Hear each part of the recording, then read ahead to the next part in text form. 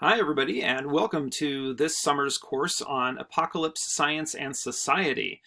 In this short video, I just want to go over a couple of things to get us ready for the course. But one of the things that's sort of interesting about doing this in 2020 is that, as we all know, this year's a little bit different than one's previous, right? And so I've taught this course the last couple of summers, and I'm going to show you just some short clips of how I introduced it last 2 years and give you an indication of how things have changed. All right, hi everybody, and welcome to the Apocalypse Science and Society class. This is just a quick introductory video just to let you know kind of what we're doing this semester or during this term. And as you can see behind me, I am next to a military installation. This is actually across that mountain there is Area 51, which is something you may have heard of because a lot of times people talk about it in terms of being a secret government installation and potentially where aliens are at. So that's the class that we've got going, but I thought since I was staying here at Area 51 that this would be a good place to kind of introduce the class, because we'll talk later in the class about things like militarization and war and nuclear weapons as potentially ending the war or ending the world. And we'll also talk about things like scenarios of alien invasion and that kind of stuff. So I thought this was a good spot. And some of the people that have taken this class in the past are around here. Who's taken the class already here? Yep. Say hi to Sarah. Sarah took the class before. So anyway, looking forward to the class. Hope you are too. And there'll be more information to come. To our course this term on Apocalypse, Science, and Society. And so I just wanted to do this quick introduction video just to kind of let you know what you're in for this semester. So that's kind of what you have to do. But in terms of what the class is really about, as the title would suggest, it's really talking about kind of major disasters and processes, both Earth processes, but also kind of human social processes that create disasters, catastrophes, and death. Because these are very real things that, of course, happen in this world. And when we say apocalypse or the end of the world, we don't necessarily mean that everything is destroyed everywhere all at once. But very frequently, there are things that will create really big catastrophes and end life as people know it in a particular place. And so I'm standing today actually in one of those places where I'm in Hiroshima, Japan, standing next to the building that was directly underneath the atomic bomb that was detonated here by the United States on August 6th, 1945. And when that moment happened, tens of thousands of people died in the city immediately, as well as many thousands of people immediately afterwards. And for all intents and purposes, this is an apocalypse that ended life as you know it for the people that were in that place.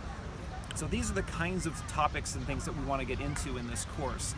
And so we kind of go through looking at things like earthquakes and tsunamis and these other kind of natural hazards, but then we'll also get into talking more about things like nuclear disasters, nuclear catastrophes, nuclear war, but then we'll also talk about other ways that humans can also create large catastrophes. And so we approach this both through the approach of science as well as kind of looking at how human cultures and societies try to adapt to these kinds of catastrophes. So that's the theme for the course. So here we are now in 2020, and where do we get to go that's exciting for the apocalypse? Our very own house. Yes. Well, the apocalypse definitely got real this year. When we talk about disasters, the pandemic is something that obviously many people did not see coming. And it's going to be a topic that obviously is going to come up as we're going through this class. And also, I think gives them, I guess, a little bit of an urgency and also kind of a realness, I guess, to these sort of discussions about what happens when a society is in a major state of crisis. How do we handle that?